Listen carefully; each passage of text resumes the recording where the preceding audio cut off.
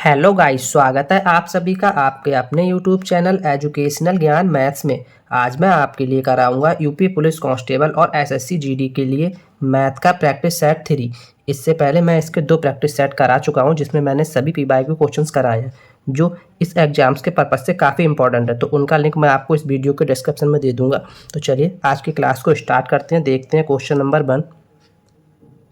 Question number 1 में बोला है, यदि ए का वेतन बी के वेतन से 50% अधिक है तो बी का वेतन ए के वेतन से कितना प्रतिशत कम होगा। एक अच्छा क्वेश्चन है और पीवाईक्यू क्वेश्चन है। यूपी पुलिस कांस्टेबल 2018 में आया हुआ क्वेश्चन है। तो इस टाइप का क्वेश्चन अगर आपको एग्जाम में मिलता है तो इसको सॉल्व करने की जो ट्रिक है वो मैं आपको बताता हूँ। आप इसी ट्रिक से इस क्वेश्चन को सॉल्व करें। इसने क्या परसेंटेज हमें दी है, 50%। क्या है, अधिक है। तो 50% को अगर हम फ्रैक्शनल वैल्यू में लिखते हैं तो 1/2 होगा। मीन्स यहाँ से हमें क्या मिल रहा है, क्वेश्चन को पढ़ना बहुत ध्यान से। इसने बोला है यदि ए का वेतन बी के वेतन से 50% अधिक है तो ये हमें क्या मिला, बी का वेतन। और अधिक कितना है, 50%।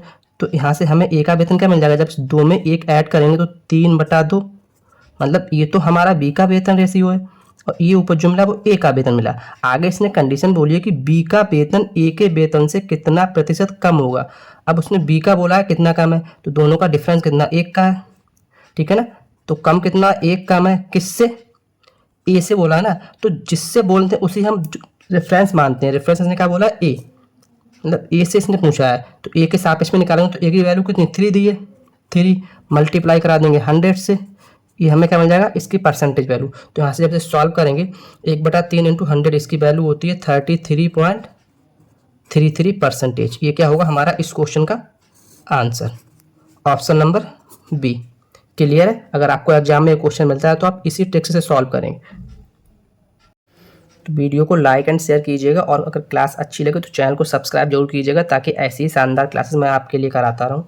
तो चलिए नेक्स्ट क्वेश्चन देखते हैं। क्वेश्चन नंबर 2 में बोला है, यदि किसी त्रिभुज के आधार में 10% की कमी हो जाए तथा उसके क्षेत्रफल में कोई परिवर्तन ना हो। यहाँ पे कंडीशन, अगर आपको ये क्वेश्चन मिले तो कंडीशन हमें ये देखनी कि उसका जो एरिया है, जो क्षेत्रफल है, उसमें कोई भी चेंजेस ना आ रहा हो तो उसकी ऊंचाई कितने प्रतिशत बढ़ा देनी चाहिए।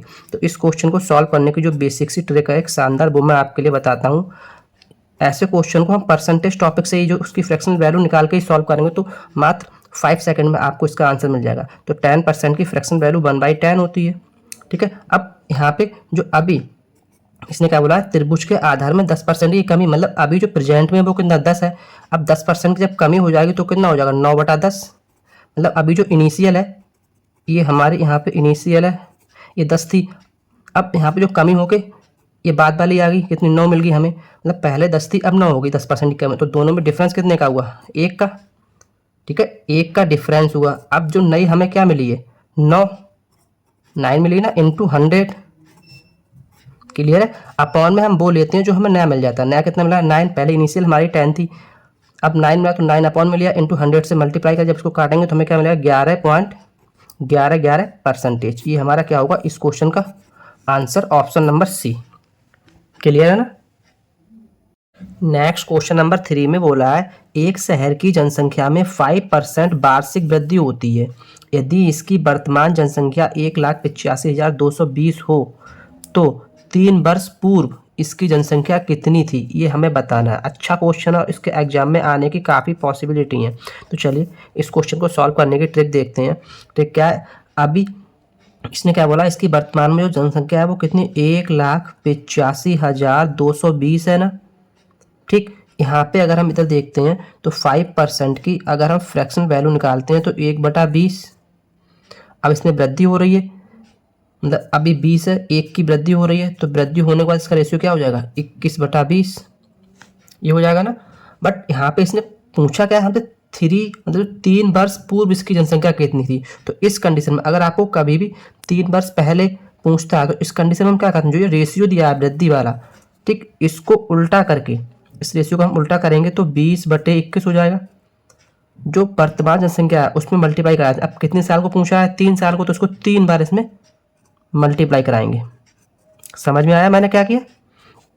अगर वृद्धि हो रही है तो कंडीशन ये है, बट इसने 3 वर्ष आगे की नहीं 3 वर्ष पीछे की पूछी है ना, तो पीछे को पूछने के लिए क्या करते हैं, जो रेशियो आया है वृद्धि वाला उसके लिए उल्टा करते हैं। 21/20 आया तो उसको हमने 20/21 करके 3 बार के लिए पूछा है, 3 वर्ष के लिए, तो 3 बार इसमें मल्टीप्लाई करा दी जो वर्तमान जनसंख्या है उसमें। बस इसको सॉल्व किया, सॉल्व करने के बाद जो हमें मिलेगा वो इस क्वेश्चन का आंसर मिल जाएगा। क्लियर है, समझ में आया। यहाँ पे जब हम 21 की 3 बार मल्टीप्लाई कराएंगे तो ये हमें मिल जाएगा 9261। तो जब यहाँ से इसको जब काटेंगे तो यहाँ पे हमें मिलेगा 20। ठीक है, 21 का क्यूब होता है 9261 और 9261 जब इस संख्या को डिवाइड करेंगे तो हमें 20 मिल जाएगा। और जब इसकी मल्टीप्लाई कराएंगे तो 2 दूनी 4, 4 दूनी 8, 8 दूनी 16, तो 16 4 0 1 2 3 4 मतलब 1,60,000। इसकी जो संख्या 3 वर्ष पूर्व थी वो 1,60,000 थी। ऑप्शन नंबर ए क्या हुआ इस क्वेश्चन का राइट आंसर। क्लियर।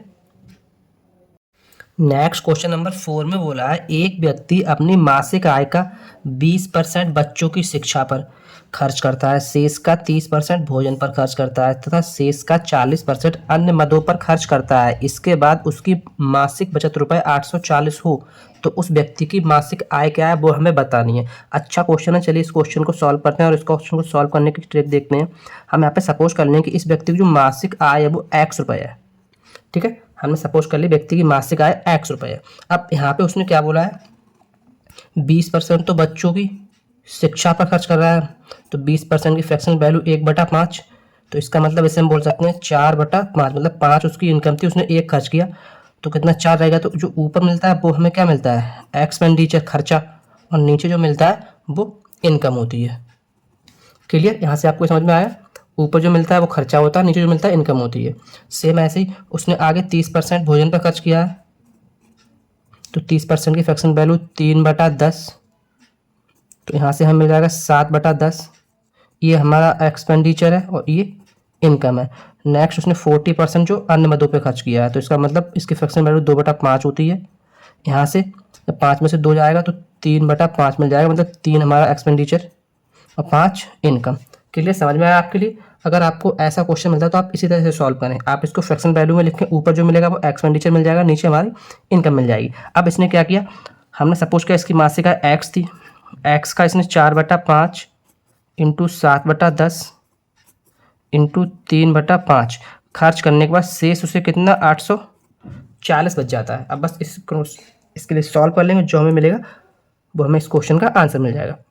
चलिए इसे सॉल्व करके देखते हैं। अगर 7 से काटेंगे हम तो 7 एकम 7, 7 दूनी 14, 0 120, 4 एकम 4, 4 3 12 और 12 एकम 12 10 मिलेंगे। तो यहाँ से हमें एक्स की वैल्यू क्या मिल जाएगी, 5 25 ढाई के 250 और 250 गुणा 10, तो 2500 हमें क्या मिल जाएगा इस क्वेश्चन का आंसर, 2500 रुपये, जो क्या है उसकी मासिक आय। ऑप्शन नंबर ए।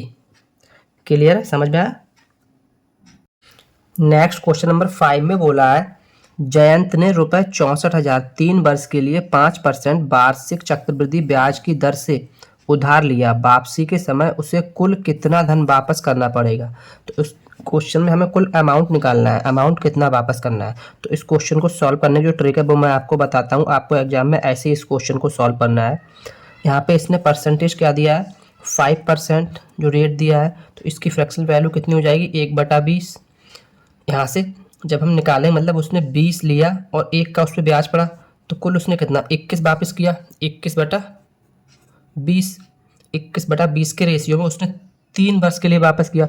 तो अमाउंट कुल कितना हो जाएगा, 64,000 रुपये उसने लिए थे और 3 वर्ष में इसने 21/20 के रेशियो में वापस किया। तो 21/20 3 बार इसकी हम मल्टीप्लाई कराएंगे क्योंकि 3 वर्ष के लिए। यहाँ से जब इसे सॉल्व करेंगे तो 1 2 3 0 से 3 0 कट जाएगा और 2 दूनी 4 दूनी 8, तो 8 8 8 64 हो जाएगा ये। यहाँ से जब ये मल्टीप्लाई कराएंगे तो ये बराबर 8 गुणा और 21 का क्यूब होता है 9,261।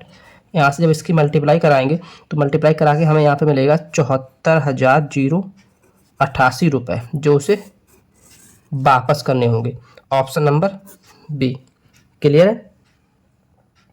नेक्स्ट क्वेश्चन नंबर 6 में बोला है रुपये 8,000 का 10% वार्षिक ब्याज की दर से 1.5 वर्ष का चक्रवृद्धि ब्याज क्या होगा जबकि ब्याज प्रति छमाही दिए। अगर आपको क्वेश्चन में प्रति छमाही दिए तो उसको देख के आपको टेंशन नहीं लेनी है। आपको करना क्या है, इस क्वेश्चन को वो मैं आपको बताता हूँ।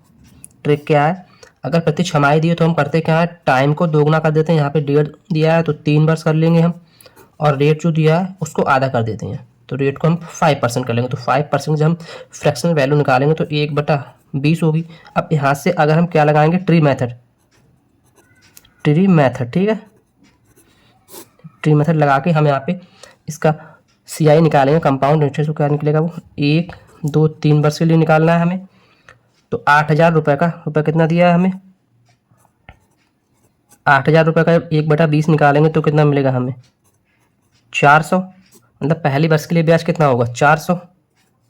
तो दूसरे वर्ष के लिए इस 8,000 का तो 400 ब्याज होगा, बट ये 400 इस पर भी तो ब्याज पड़ेगा। तो 1/20 जब इसका निकालेंगे तो कितना, 20 मिल जाएगा। अब जब हम थर्ड वर्ष में आएंगे, तीसरे साल के लिए, तो इस 8,000 का 400 हो जाएगा, इस 400 का 20 होगा, इस 400 का भी 20 होगा, और इस 20 का 1 हो जाएगा। क्लियर, समझ में आया मैंने टी मेथड कैसे लगाया। टी मेथड में हम जितना भी ब्याज लेते हैं नेक्स्ट ईयर में उस सब पे ब्याज निकालते जाते हैं। इन सबको ऐड करेंगे तो 4 4 8 4 12 1260 1261 रुपये। तो कुल SI कितना, सॉरी कुल CI कितना हो जाएगा, कंपाउंड इंटरेस्ट बराबर 1261 रुपये, जो क्या होगा हमारा इस क्वेश्चन का answer, option number C। Clear है। नेक्स्ट क्वेश्चन नंबर 7 में बोला है 10% वार्षिक चक्रवृद्धि ब्याज की दर से 2,000 रुपये का 2 वर्ष 6 माह का ब्याज क्या होगा यदि ब्याज वार्षिक दे हो। यहाँ पे इसने कंडीशन कराई कि ब्याज जो है वो वार्षिक दे है, ठीक है। तो इस टाइप का क्वेश्चन में हम क्या करते हैं, चलिए इस क्वेश्चन को सॉल्व करने की ट्रिक देखते हैं। अच्छा क्वेश्चन है और इस टाइप के ही क्वेश्चन एग्जाम में देखने को मिलते हैं। हम यहाँ पे इसने रेट बोला कि मतलब वो सॉरी जो ब्याज है वो वार्षिक दे है, ठीक। तो हम क्या करेंगे, पहले हम 2 वर्ष के लिए यहाँ पे फाइंड कर दो। 2 वर्ष के लिए हमारी जो रेट रहेगी वो 10% ही रहेगी, क्योंकि 2 वर्ष जो वो होल नंबर है। तो यहाँ से हम देखेंगे, अगर इसकी फ्रैक्शन वैल्यू निकालेंगे तो 1/10 होगी, मीन्स 11/10। मतलब 10 उसका इनिशियल था, उसमें 1 का ब्याज मिला तो 11/10 हो गया। ये किसके लिए, 2 वर्ष के लिए, तो 2 हम स्क्वायर कर दें क्योंकि 2 वर्ष के लिए। अब यहाँ पर रह कितना गया, 6 माह रह गया, मतलब 6 मंथ। तो 6 मंथ जो हापर लिए, बट इसने जो ब्याज दे बोला है वो वार्षिक दे है। तो हम यहाँ पे क्या करेंगे, इस 6 मंथ को टाइम को 2 गुना कर लेंगे। तो 6 मंथ को कितना, 1 ईयर कर लिया, और जो रेट है उस रेट को आधा कर लेंगे, मतलब 5% कर लिया। तो यहाँ से 1/20 मिल जाएगी इसकी फ्रैक्शन वैल्यू। तो इस कंडीशन में हमें क्या मिलेगा, 21/20, मतलब 20 पे 1 का ब्याज मिल रहा है। तो 21/20 ये हमारा कितना, 1 साल के लिए है। ये कंडीशन हमारी 2 साल की थी और ये कंडीशन 1 साल के लिए थी। अब यहाँ पे जब इसे सॉल्व करेंगे तो देखने कैसे सॉल्व करना है। 2,000 रुपये था, इसमें 11/10 के रेट से तो 2 साल के लिए हमें ब्याज मिला, और 1 साल को ब्याज क्या मिला, 21/20 की दर से। समझ में आया कैसे किया मैंने। जो हापर लिए इसमें हम क्या करते हैं, टाइम को 2 गुना कर लेते हैं, रेट को आधा कर लेते हैं। वो मैंने कर लिया 6 मंथ के लिए, और यहाँ पे जो कुल टाइम दिया था 2 वर्ष, उसका जो होल नंबर है मैंने वैसा ही रखा। अब यहाँ पे जब सॉल्व करेंगे, सॉल्व करके हमें क्या मिल जाएगा, इस क्वेश्चन का आंसर। तो यहाँ से काटेंगे 1 2 3, 3 जीरो 3 जीरो कट जाएगा, ठीक है, और 2 से 2 कट जाएंगे। तो यहाँ पे हमें क्या मिलेगा, 11 11 121 इंटू 21। जब इसकी मल्टीप्लाई कराएंगे क्या मिलेगा, 21 एकम 21, और 21 दूनी होता है हमारा 42, 42 और 2 44 के 4, और यहाँ पे 21 एकम 21 और 4 25, ये मिल जाएगा हमें, ठीक है। क्या मिल गया हमें, अमाउंट निकालना क्या है हमें, ब्याज। तो CI निकालना है। तो CI क्या होता है, अमाउंट 2541 माइनस 2,000। तो यहाँ से कितना मिल जाएगा, 541 रुपये, जो क्या होगा हमारा इस क्वेश्चन का answer, option number C। Clear है ना। नेक्स्ट क्वेश्चन नंबर 8 में बोला है यदि A/B बराबर 4/5 तथा B/C बराबर 6/7 हो तो A/C की वैल्यू क्या होगी। ये अच्छा क्वेश्चन है और रेशियो से ये क्वेश्चन काफ़ी एग्जाम में देखने को मिलता है। तो चलिए इस क्वेश्चन को सॉल्व करते हैं। इस क्वेश्चन की ट्रिक देखते हैं। ट्रिक क्या है, इसने यहाँ पे रेशियो दिया है A/B बराबर 4/5 और B/C बराबर 6/7। तो इस टाइप के क्वेश्चन को सॉल्व करने से पहले हम सबसे पहले देखते हैं B की वैल्यू क्या है। यहाँ पे B की वैल्यू 4 है और यहाँ B की वैल्यू 6 है। तो हम सबसे पहले क्या करते हैं, B की वैल्यू बराबर करते हैं। तो यहाँ पे जब हम फाइंड करेंगे A/B/C, तो वो हमें क्या मिलता है, कैसे फाइंड करते हैं, पहले इस 4 की मल्टीप्लाई कराएंगे 6 से, तो हमें मिल जाएगा 24 रेशियो। अब क्या करते हैं, इस 5 की मल्टीप्लाई कराएंगे इस वाले 6 से, तो मिल जाएगा 5 छक्के 30। अब क्या हुआ, हमने 4 की मल्टीप्लाई कराई तो इस 4 पे क्रॉस लगा दिया। अब इस 6 से 5 की कराई तो 6 पे क्रॉस लगा दिया। बचा क्या, 5 बचा और 7 बचा। अब फाइनल क्या करते हैं, तीसरी बार में हम इस 5 की मल्टीप्लाई 7 से कराते हैं, रेशियो लगा के 7 पंजे 35। अब हमें ये A ratio B ratio C की वैल्यू ये मिल गई। ठीक है, निकालना हमें क्या है, ए रेशियो सी। तो यहाँ से ए कितना है 24 और सी रेशियो कितना है 35। तो ये क्या हो जाएगा हमारा इस क्वेश्चन का आंसर। क्लियर है ना, option number B. Next question number 9 में बोला है ए का भाग बी के भाग का 2/3 भाग है तथा बी का भाग सी के भाग का 3/4 भाग है, तो ए रेशियो सी की वैल्यू क्या है। तो चलिए इस क्वेश्चन को सॉल्व करते हैं, देखते हैं इसके सॉल्यूशन। इसने बोला है ए बी के भाग का 2/3 है, तो 2/3 है किसके, बी का भाग का। तो यहाँ से हम अगर ए अपॉन बी निकालेंगे तो वो क्या मिल जाएगा 2/3। तो यहाँ से ए रेशियो बी अगर हम लिखें तो हो जाएगा 2/3।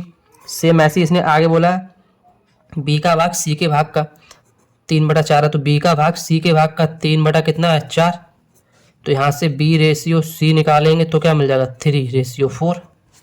क्लियर, समझ में आया मैंने कैसे निकाला। अब हम चेक क्या करते हैं, बी की वैल्यू यहाँ पे कितनी 2 है, सॉरी बी की वैल्यू यहाँ पे 3 है। ठीक है, और यहाँ पे बी की वैल्यू कितनी है, यहाँ पे 3 है, मतलब बी की वैल्यू दोनों जगह सेम है। तो हम यहाँ पे बी की वैल्यू सेम नहीं निकालेंगे, सीधा हमें इसका आंसर मिल जाएगा। क्या निकालेंगे, ए रेशियो सी। तो ए कितना है 2, सी कितना है 4। यहाँ से जब से सॉल्व करेंगे तो सॉल्व करके हमें क्या मिल जाएगा 2 एकम 2, 2 दूनी 4, मतलब 1/2।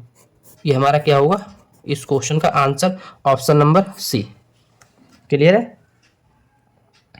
मैंने इस क्लास में जो भी क्वेश्चंस लिए हैं वो सभी इस एग्जाम के पर्पज से काफ़ी इंपॉर्टेंट है, तो क्लास के साथ लास्ट तक बने रहिएगा। तो चलिए नेक्स्ट क्वेश्चन देखते हैं। क्वेश्चन नंबर 10 में बोला है ए रेशियो बी बराबर 7/9 है। तो इसने यहाँ पे ए रेशियो बी हमें दे दिया है 7/9 और बी रेशियो सी दे रखा है 3/5। यहाँ पे चेक क्या करते हैं, सबसे पहले हम बी की वैल्यू, यहाँ पे बी की वैल्यू 9 है और यहाँ बी की वैल्यू 3 है, मतलब दोनों सेम नहीं है। तो जब वैल्यू को हम सेम करेंगे तो क्या करते हैं, हम निकालते हैं A ratio B ratio C find करते हैं। कैसे करते हैं, पहले 7 की मल्टीप्लाई इस 3 से कराते हैं, तो 7 × 21 और इसके ऊपर क्रॉस लगा देते हैं। अब क्या करते हैं, 9 की मल्टीप्लाई इस 3 से करा देते हैं, तो 9 × 27 रेशियो लगा के अब इस 3 के ऊपर क्रॉस लगा देंगे।